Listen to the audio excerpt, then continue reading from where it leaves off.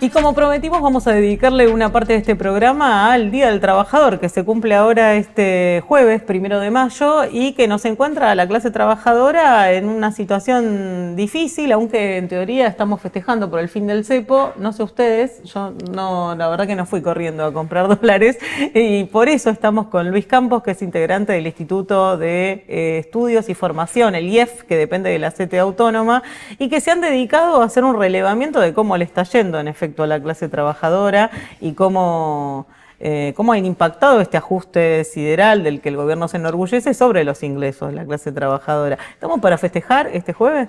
No hay mucho para festejar, Gladys, claramente. Si miramos el último año y medio, habría que distinguir cuestiones de ocupación, cuestiones de ingreso y además hacer un análisis sectorial, porque el impacto fue muy heterogéneo.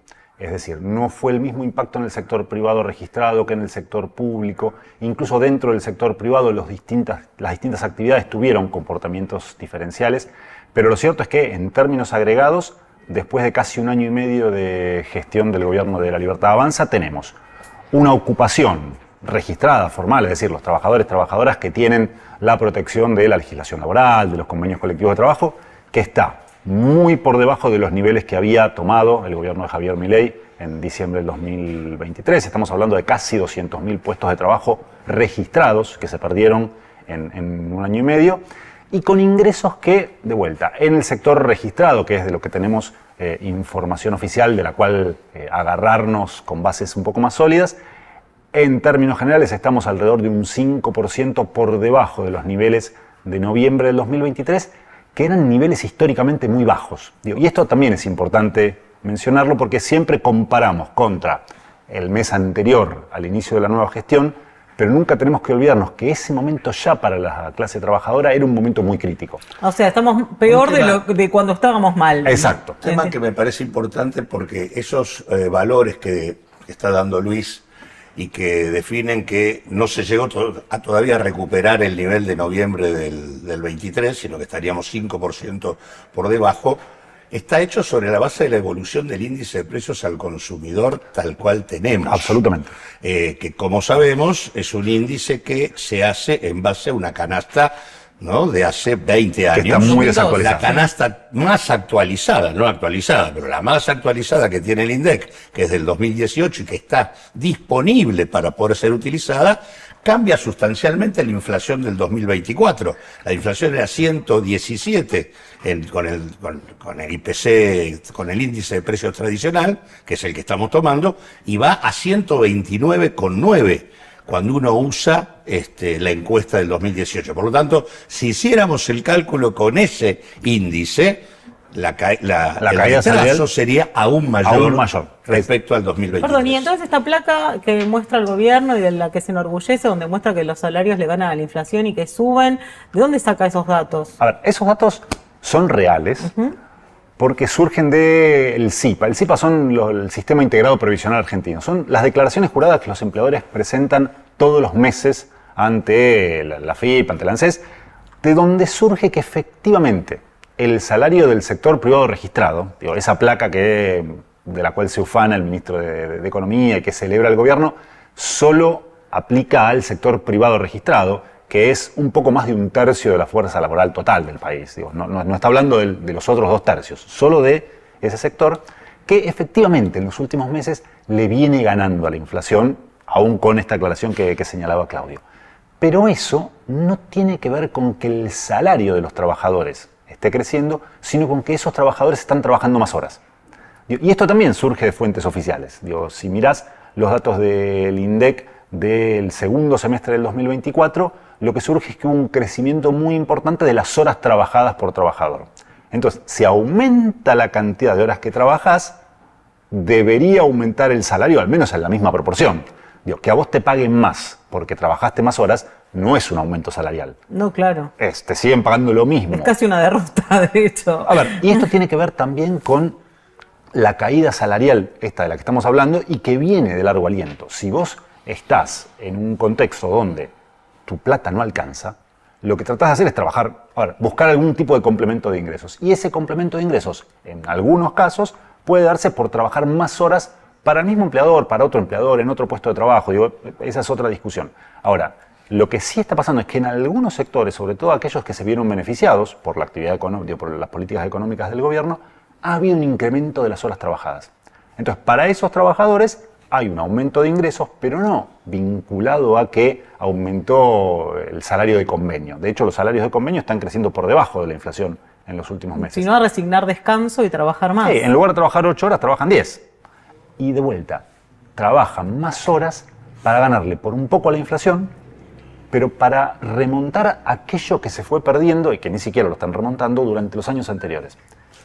Y siempre hablando del sector más protegido del mercado de fuerza de trabajo, que son los trabajadores formales que tienen protección de la legislación, de la ley de contrato de trabajo, de los convenios colectivos. Dos datos que me parecen importantes. Sí. Uno, que el mercado laboral argentino tiene múltiples problemas y uno de ellos, del cual en general se habla poco, que tiene que ver con el tema de las horas trabajadas, es la cantidad de sobrejornada, de sobreocupación, o sea, de trabajadores que trabajan más de 45 horas semanales.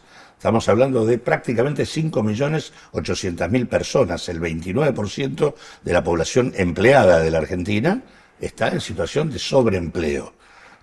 O sea, no solo tenemos desocupados, no solo tenemos trabajadores clandestinos, sino que también tenemos sobreocupados. Y el otro tema respecto a la cuestión de la recuperación, acá hay un proceso de licuación que va desde diciembre a abril. Y a partir de allí, en el marco del descenso de la tasa de inflación, comienza un proceso de recomposición de ingresos que nunca vuelve a los niveles de noviembre del 23. Ahora, ese proceso se terminó en el primer trimestre del 2025. Se dejó de recuperar. Y además tenemos una estrategia muy deliberada por parte del gobierno de no homologar paritarias que superen determinado nivel de precios, con lo cual en realidad está como congelándose y pisándose el nivel salarial como mecanismo de contención de cualquier tipo de salto inflacionario. Fíjate que Caputo toma, el dato que muestra es el dato del CIPA, que son estos registros de los empleadores que no distinguen la cantidad de horas trabajadas. El empleador va y dice: a este trabajador le pagué 2 millones de pesos. No importa si hay horas extras, no hay horas extras, es el recibo. Caputo podría haber tomado el índice salarial del INDEC, que también es una fuente oficial que sí despeja la cantidad de horas trabajadas. Lo que intenta buscar el índice salarial del INDEC es el valor horario. ¿Y qué da ese índice? Y el índice salarial del INDEC marca esto que señalaba Claudio ya desde octubre del año pasado. El último trimestre del año pasado ya se ve este estancamiento del valor horario en niveles inferiores a los de noviembre del 2023. Ahora, vos me decís, este es el sector, de alguna manera, y entre comillas, privilegiado, porque es el que goza de todavía algunas condiciones laborales protegidas, que está dentro del marco de la ley, etcétera. ¿Qué pasa con los otros sectores? Con toda la informalidad, que es enorme. Bueno, sí. por lo pronto, el sector público fue, dentro del ámbito formal, el más perjudicado de este último año y medio. Estamos hablando de una caída salarial del 15% en términos reales. A ver, hablar de porcentajes es raro, difícilmente logra cuantificar lo que eso impacta en el día a día de esos trabajadoras del sector público, pero a ver, a valores del 2023 es como si hubieras trabajado 2 meses gratis. Es como que te cortaron 2 meses de sueldo y esos 2 meses, como vos no podés vivir de enero a octubre y noviembre a diciembre, no gastar ningún peso, lo prorrateás en todos los meses, pero es un ajuste muy fuerte en tus condiciones de vida, esa caída del 15%, que se monta sobre una caída del 25% que habías tenido en los años anteriores. Entonces, para el sector público fue durísimo. Para el sector informal, para el sector de cuenta propia, ahí el problema es que las estadísticas oficiales son bastante más difíciles de manejar. Además, tiene que ver con encuestas. El dato es un poco menos fidedigno, pero todo indica que es un sector que está ajustando muy fuerte por ingresos, pero también por cantidad de horas trabajadas. Es un sector que sale a hacer lo que puede, porque no tiene ningún tipo de cobertura. Entonces, ahí posiblemente se estén viendo las peores situaciones en materia laboral. Lamentablemente, con las estadísticas oficiales es muy difícil cuantificarlo. Y tanto con el tema de que no se homologan paritarias por encima de los niveles de precios, o sea, no se permite la recomposición en términos reales de los salarios. O sea, el mensaje del gobierno es claro: congelamiento del poder adquisitivo en los niveles que está, que no volvieron a noviembre del 23. Lo que sí tenemos es también una tendencia a eliminar el piso, es decir, el salario mínimo, hacerlo polvo, ¿no? La relación con noviembre del 23 es una caída del 31% del salario mínimo. Me parece que ese es otro elemento importante. Te iba a mencionar, de hecho, un informe del propio IEF, desmentime si me equivoco, es justamente eso, es un tercio menos de lo que podía adquirir ese mismo salario mínimo en noviembre de 2023. Sí, y nuevamente, un salario mínimo viene cayendo tendencialmente a lo largo de la última década. O sea, viene siendo muy afectado. Y el problema de no tener piso, a ver, no afecta solo a los trabajadores y trabajadoras de menores recursos. Digo, hay algunos trabajadores, trabajadoras, algunos sectores que miran siempre el salario mínimo vital y móvil de reojo, de manera directa. Casas particulares, los trabajadores y trabajadoras de los municipios, es decir, la base salarial, el piso salarial, siempre lo miran de reojo. Entonces, para estos trabajadores y trabajadoras, la afectación es directa. Pero también afecta a los trabajadores y trabajadoras de demás ingresos. A ver, si el salario mínimo cae un 30%, a los aceiteros, a los bancarios, a los petroleros, los tiene medio sin cuidado. Ellos negocian muy por encima de eso. Todos estamos negociando muy por encima de eso. Pero el problema es que al no haber piso, se fomenta, se estimula la heterogeneidad entre los trabajadores. Es decir, un aceitero, un bancario, un petrolero van a poder seguir negociando muy por encima de eso. Pero crecientemente, con el paso del tiempo, se van a ir separando del resto de los trabajadores y las trabajadoras.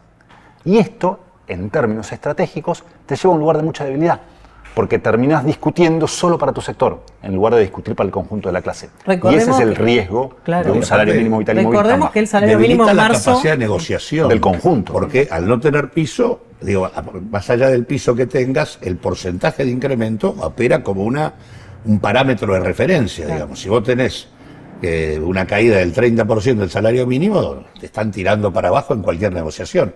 Porque también es cierto la heterogeneidad que presenta Luis, pero lo paradojal, y eso a veces los compañeros ni de bancarios o de aceiteros y demás, que son los que tienen niveles salariales más altos, a veces no lo perciben, es el tema de que si uno hace la relación entre la ganancia que obtienen las empresas o bancos que están operando en ese sector donde los trabajadores se operan, el nivel de participación que terminan teniendo los trabajadores en el excedente general obtenido por esas empresas es mucho más bajo del que debería ser.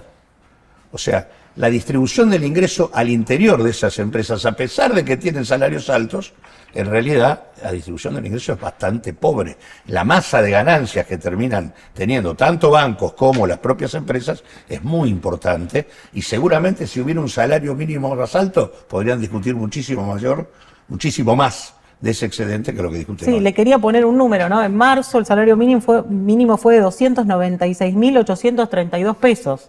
O sea, no llega ni a $300, en un país que es considerado el más caro de América Latina en este momento, incluso más caro que algunos países de Europa, donde, por ejemplo, leí hace poco, el salario mínimo en España hoy es de 1.200 euros. En Argentina no llega a 300, decíamos. Sí, discúlpame que salga de la parte más del mercado de trabajo, me corra al lado del legalista, porque se llenan la boca hablando de la importancia de respetar las instituciones, de respetar las leyes. Bueno, el salario mínimo es un derecho constitucional. Hasta nuevo aviso está en el artículo 14 bis de la Constitución. No se puede modificar por DNU. Pero también está en la Ley de Contrato de Trabajo, está en la Ley Nacional de Empleo, una ley de 1974, la otra de 1991. A ver, dos paradigmas muy distintos. Y según la ley que hoy está vigente, con esa suma, menos de 300.000 pesos por mes, un trabajador sin cargas de familia tiene que poder comer, vestirse, educarse, pagar el transporte, pagar los servicios públicos, pagar todos los gastos de su vivienda, pagar la previsión social, divertirse. Esparcimiento. Esparcimiento, dice la ley. Vacaciones. Vacaciones. Ahora, ir al cine, ir alguna vez a comer afuera, irse de vacaciones. Bueno, todo eso está en la ley. Entonces, se llenan la boca hablando de respetar las instituciones, pero en realidad respetan las que quieren. Las leyes que no quieren respetar, lo que terminan generando es este tipo de mecanismos para licuar el valor del salario mínimo vital y móvil, para que obviamente con 300.000 pesos ningún trabajador o trabajadora puede cubrir todas estas menos necesidades. Si además no tiene tiempo libre, ¿no? La ley que constituye el Consejo del Salario establece normativamente que la primera obligación que tiene el Consejo del Salario es hacer el cálculo de la canasta de un trabajador soltero sin carga de familia y de sus necesidades, que son todas las que acaba de enumerar Luis, para tener cuál es el punto de referencia que en todo caso hay que seguir para establecer y fijar el salario mínimo. Desde que se puso en marcha el Consejo del Salario allá en la década de los 90, jamás se aceptó que el INDEC elabore esa canasta. Y que es algo que no sería complejo técnicamente. Los técnicos del INDEC, de hecho, tienen sobradas capacidades para... Lo hacen, pero no formalmente nunca se hizo. Claro, o sea, porque en realidad no existe, pero no entra en la discusión. La discusión salarial no debiera ser solamente en función a ver cómo subieron los precios. La discusión a ver cuál es la necesidad que tiene el trabajador sin carga de familia para cubrir todas estas cuestiones que se enumeran en la ley. Ese número es un número que por ley debería existir y no está. Pero claramente no son 300.000 pesos. No, me parece que eso lo sabemos cada una de sobra. Mira, la verdad que nosotros hicimos un cálculo en relación a eso, que igual está todo tan alterado en la Argentina que no da bien, todo da patas para arriba, pero te da alrededor de 1.100.000 pesos. Tomar en cuenta todos esos elementos que mencionó Luis y tratar de componer una canasta te daría alrededor de 1.100.000 pesos. Que generalmente no incluye alquiler, por ejemplo, en el caso, y eso altera muchísimo, pero bueno. A ver, ahí el tema de fijar un número es que complicado. estás hablando de realidades muy distintas. A ver, no es lo mismo un joven, un chico, una chica que recién se incorpora al mercado de fuerza de trabajo, que tal vez vive con sus padres, o lo que serían los gastos de vivir en alguna provincia de la Patagonia, o en alguna provincia del norte, o en algún centro urbano. A ver, ahí siempre el riesgo de establecer un número es que te enfrentás con estas realidades que son heterogéneas, pero que aún así existirían herramientas técnicas para abordar esos problemas. Igual la tipificación que hace cuando uno habla de salario mínimo es trabajador soltero sin carga de familia viviendo solo. Sí, tal cual. Claro. No es porque es de otra época de la Argentina. Entonces, esa definición tiene que ver con una Argentina donde la distribución del ingreso existía en términos progresivos, consecuentemente forma parte, digamos, del arsenal normativo propio del historial peronista en la Argentina. Es que la idea de eso es algo muy sencillo, yo vendo mi fuerza de trabajo durante una cantidad de horas consideradas normales, 8 horas por día, y tengo que poder vivir. No es ni más ni menos que eso. ¿Vivir cómo? Mínimamente. Comer, vestirme, educarme, tomarme el colectivo, tener un techo donde descansar, salir cada tanto, es eso. Entonces, si vos vendés tu fuerza de trabajo durante 8 horas, tendrías que poder garantizar eso mínimo. Eso es lo que el principio que está por detrás del artículo 116 de la Ley de Contrato de Trabajo y del 14 bis de la Constitución, que es una Constitución de 1957, no es una Constitución del peronismo. También es importante ponerlo sobre la mesa, porque si no se piensa que todo esto en realidad son los 70 años de decadencia histórica.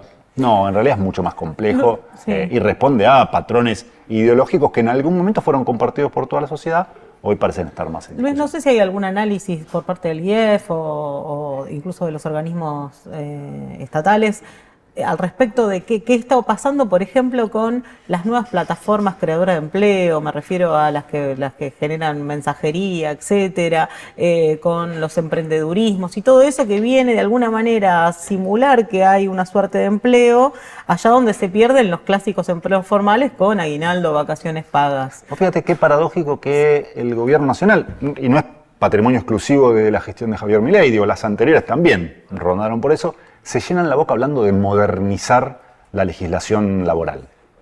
No hay ninguna iniciativa para estos sectores.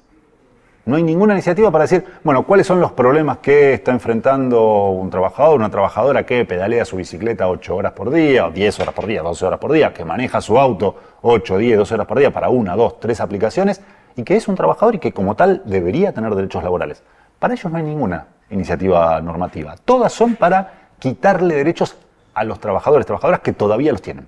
Entonces, Sin embargo, este universo está creciendo. Es un universo que está creciendo que ya en el... Sí, no es casual. En realidad la idea es que no haya derechos. Es que la idea Porque por casualmente detrás- eso es lo que en realidad no se está normando, es aquello que refleja el avance tecnológico y la posibilidad de procesos de modernización. Así que, efectivamente, si no normatizan eso... Déjame que vaya un poquito más. Sí lo están regulando de alguna manera.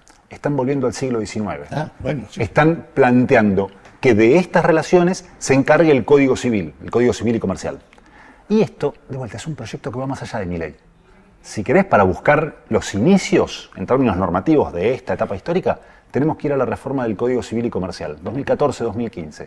Yo me acuerdo que en ese momento estaba Liliana Parada en el Congreso, se armó una participación en esa comisión que discutió el Código Civil y Comercial, y desde el sector, de UP, la CTA, se planteaba, pero acá están avanzando sobre figuras laborales, las están deslaboralizando, las están quitando del derecho del trabajo y se las están devolviendo al Código Civil, que es volver al siglo XIX, y no en Argentina, en el mundo occidental al menos. ¿Y por qué ese proceso? Y ese proceso, el ideólogo, para ponerle un nombre, era Ricardo Lorenzetti, que era el que llevaba adelante el proceso cantante en la Comisión de Reforma del Código Civil y Comercial, pero también en la Corte iba planteando fallos donde la locación de servicios, el monotributo, podía reemplazar algunas relaciones laborales. Bueno, esto lo quiso profundizar el gobierno de Macri y no pudo. Se terminó de profundizar con la Ley Bases. La Ley Bases establece que en algunos casos un empleador puede contratar utilizando el monotributo. Y contratar utilizando el monotributo es que no haya vacaciones, que no haya licencias, que no haya ningún tipo de protección del sistema de seguridad social. Es volver al siglo XIX. Y para estos trabajadores, para estas trabajadoras que trabajan a través de plataformas y demás, lo que les dicen es, vos sos un emprendedor, vos sos un trabajador autónomo, tus relaciones con tu cliente se rigen por el Código Civil. Eso es volver al siglo XIX, es eliminar cualquier tipo de protección del derecho del trabajo ya a través de una nueva regulación que no es una reforma laboral de 1, 2, 3 artículos. Es una reforma completa del conjunto de las relaciones que se establecen entre estas dos personas. Me quedo con esto del siglo XIX. Te despido, Luis. Muchísimas gracias por estar acá. Nos vamos a esta pequeña pausa, esta pequeña tanda, y volvemos para hablar de cómo se modificó justamente, para profundizar en esa idea, cómo retrocedimos en algunos aspectos del trabajo al siglo XIX.